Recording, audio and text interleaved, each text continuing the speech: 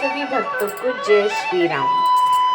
कथा में चल रहा है कि जिस नगर में साक्षात लक्ष्मी कपट से स्त्री का सुंदर वेश बनाकर बसती हैं, उस पुर की शोभा का वर्णन करने में सरस्वती और शेष भी सकचाते हैं।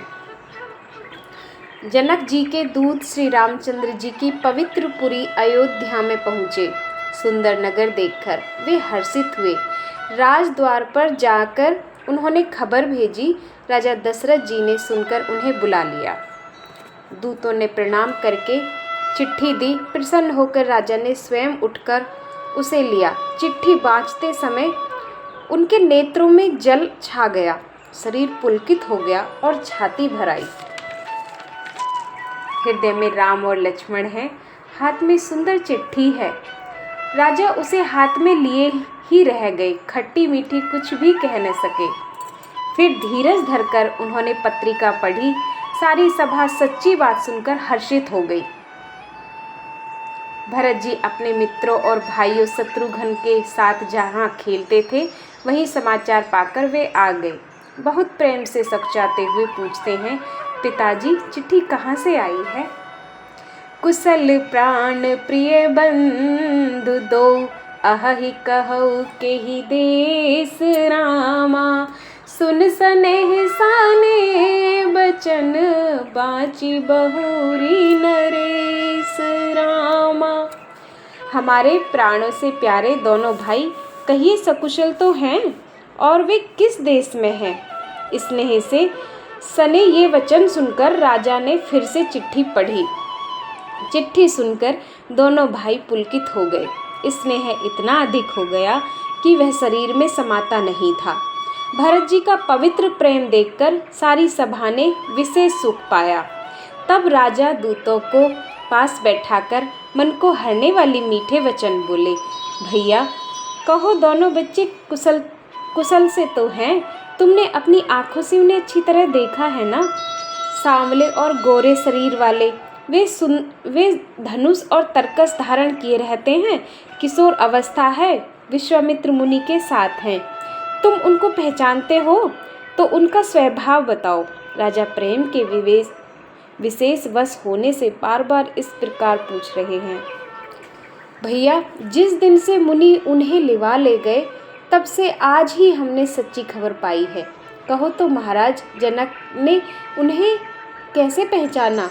ये प्रिय वचन सुनकर दूत मुस्कुराए। दूतों ने कहा, हे राजाओं के मुकुटमणि, सुनिए, आपके समान धन्य और कोई नहीं है, जिनके राम लक्ष्मण जैसे पुत्र हैं, जो दोनों विश्व के विभूषण हैं। आपके पुत्र पूछने योग्य नहीं हैं।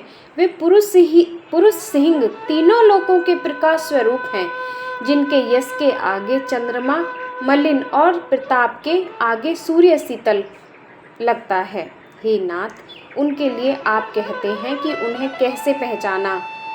क्या सूर्य को हाथ में दीपक लेकर देखा जाता है? सीता जी के स्वयंवर में उन अनेकों राजा और एक से एक बढ़कर योद्धा एकत्र हुए थे, परंतु शिवजी के धनुष को कोई भी नहीं हटा सका। सारे बलवान वीर हार गए। तीनों लोकों में जो वीरता के अभिमानी थे, शिवजी के धनुष ने सबकी शक्ति तोड़ दी। बाणासुर जो सुमेरु को भी उठा सकता था, वह भी हृदय में हारकर परिक्रमा करके चला गया, और जिसने खेल से ही कैलाश को उठा लिया था, वह रावण भी उस सभा में पराजय को प्राप्त हुआ। हे महाराज सुनिए, वहाँ रघुवंश मणि श्री रामचंद्र जी ने बिना ही प्रयास शिवजी के धनुष को वैसे ही तोड़ डाला, जैसे हाथी कमल की डंडी को तोड़ डालता है। धनुष टूटने की बात सुनकर परशुराम जी क्रोध भरे आए और उन्होंने बहुत प्रकार से आंखें दिखलाई। अंत में उन्होंने भी श्री रामचंद्र जी का बल देखकर उन्हें अपना धनुष दे दिया और बहुत प्रकार से विनती करके वन को गमन किया। हे राजन, जिसे श्री रामचंद्र जी अतुलनीय बली हैं, जैसे श्री रामचंद्र जी अतुलनीय बली हैं, वैसे ही तेज निधान फिर लक्ष्मण जी भी हैं, जिनके देखने मात्र से राजा लोग ऐसे कांप उठते थे जैसे हाथी सिंह के बच्चे के ताकने से कांप उठते हैं। हे देव, आपके दोनों बालकों को देखने के बाद अब आंखों के नीचे कोई आता ही नहीं, दृष्टि पर कोई चढ़ता ही नहीं। प्रेम प्रताप और वीर रस में पगी हुई दूतों की वचन रचना सबको बहुत प्रिय लगी। सभा सहित राजा प्रेम में मग्न हो गए और दूतों को निछावर देने लगे। उन्होंने निछावर देते देखकर यह नीति विरुद्ध है ऐसा कहकर दूत अपने हाथों से कान मूंदने लगे। धर्म को विचार कर उनका धर्मयुक्त बर्ताव देखकर सभी ने सुख माना। तब राजा ने उठकर वशिष्ठ जी के पास जाकर उन्हें पत्रिका दी और आदर पूर्वक दूतों को बुलाकर सारी कथा गुरुजी को सुना दी। सब समाचार सुनकर और अत्यंत सुख पाकर गुरु बोले, पुण्यात्मा पुरुष के लिए पृथ्वी सुखों से छाई हुई है। जैसे नदियाँ समुद्र में जाती हैं, यदि भी समुद्र को नदी की कामना नहीं होती, वैसे ही सुख और संपत्ति बिना ही बुलाए स्वाभाविक ही धर्मात्मा पुरुष के पास जाती है। तुम जैसे गुरु ब्राह्मण, गाय और देवता की सेवा करने वाले हो, वैसे ही पवित्र कौशल्या देवी भी है। तुम्हारे समान पुण्यात्मा जगत में कोई हुआ न और न होने का ही है। हे राजन, तुमसे अधिक पुण्य किसका होगा जिसके राम सरीखे पुत्र हैं और जिसके चारों बालक वीर, विनम्र, धर्म का व्रत धारण करने वाले और गुणों के सुंदर समुद्र हैं। तुम्हारे लिए सभी कालों में कल्याण है। अतएव डंका बजवाकर बारात सजाओ और जल्दी चलो। गुरुजी के ऐसे वचन सुनकर हे नाथ बहुत अच्छा कहकर और सिर नवाकर तथा दूतों को डेरा दिलवाकर राजा महल में गए। राजा ने सारे रनिवासों को बुलाकर जनक जी की पत्रिका बाँचकर सुनाई। समाचार सुनकर सभी रानियां हर्ष से भर गईं। राजा ने फिर दूसरी सब बातों का जो दूतों के मुख से सुनी थी वर्णन किया। प्रेम में प्रफुल्लित हुई रानियां ऐसी सुशोभित हो रही हैं जैसे मोरनी बादलों की गरज सुनकर प्रफुल्लित होती है। बड़ी बूढ़ी स्त्रियां प्रसन्न होकर आशीर्वाद दे रही हैं। माताएं अत्यंत आनंद में मग्न हैं। उस अत्यंत प्रिय पत्रिका को आपस में लेकर सब हृदय से लगाकर छाती शीतल करती हैं। राजाओं में श्रेष्ठ दशरथ जी ने श्री राम लक्ष्मण जी की कीर्ति और करनी का बारंबार वर्णन किया। यह सब मुनि की कृपा है ऐसा कहकर वे बाहर चले आए। तब रानियों ने ब्राह्मणों को बुलाया और आनंद सहित उन्हें दान दिए। श्रेष्ठ ब्राह्मण आशीर्वाद देते हुए चले गए।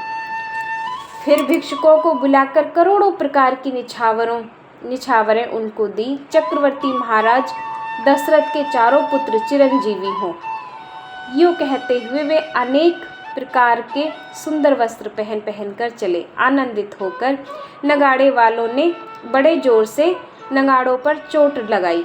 सब लोगों ने जब यह समाचार पाया तब घर घर बधावे होने लगे। 14 लोकों में उत्सव भर गया कि जनक जी, जानकी जी और श्री रघुनाथ जी का विवाह होगा। यह शुभ समाचार पाकर लोग प्रेम मग्न हो गए और रास्ते, घर तथा गलियां सजाने लगे। यद्यपि अयोध्या सदा सुहावनी है क्योंकि वह श्री राम जी की मंगलमयी पवित्र पुरी है, तथापि प्रीति पर प्रीति होने से वह सुंदर मंगलाचरण से सजाई गई। ध्वजा, पताका, पर्दे और सुंदर चवरों से सारा बाजार बहुत ही अनूठा छाया हुआ है। सोने के कलश, तोरण, मणियों की झालरें, हल्दी, दूब, दही, अक्षत और मालाओं से लोगों ने अपने अपने घरों को सजाकर मंगलमय बना लिया। गलियों को चतुर्स में से सींचा और सुंदर चौक पुराए। चंदन, केसर, कस्तूरी और कपूर से बने हुए एक सुगंधित द्रव को चतुर्सम कहते हैं। बिजली की सी कांति वाली चंद्रमुखी हिरण के बच्चे से नेत्र वाली और अपने सुंदर रूप से कामदेव की स्त्री रति के अभिमान को छुड़ाने वाली सुहागिनी स्त्रियां सभी 16 श्रृंगार सजाकर जहाँ तहाँ झुंड की झुंड मिलकर मनोहर वाणी से मंगल गीत गा रही हैं, जिनके सुंदर स्वर को सुनकर कोयल भी लजा जाती है। राजमहल का वर्णन कैसे किया जाए, जहाँ विश्व को विमोहित करने वाले मंडप बनाए गए हैं। अनेकों प्रकार के मनोहर मांगलिक पदार्थ सुशोभित हो रहे हैं और बहुत से नगाड़े बज रहे हैं। कहीं भाट विरुदावली का उच्चारण कर रहे हैं और कहीं ब्राह्मण वेद ध्वनि कर रहे हैं। सुंदर स्त्रियां श्री राम जी और श्री सीता जी का नाम ले लेकर मंगल में गीत गा रही हैं। उत्साह बहुत है और महल अत्यंत ही छोटा है। इससे मानो वह उत्साह चारों ओर उमड़ चला है। अब अगली कथा अगले भाग में। सभी भक्तों को जय श्री राम।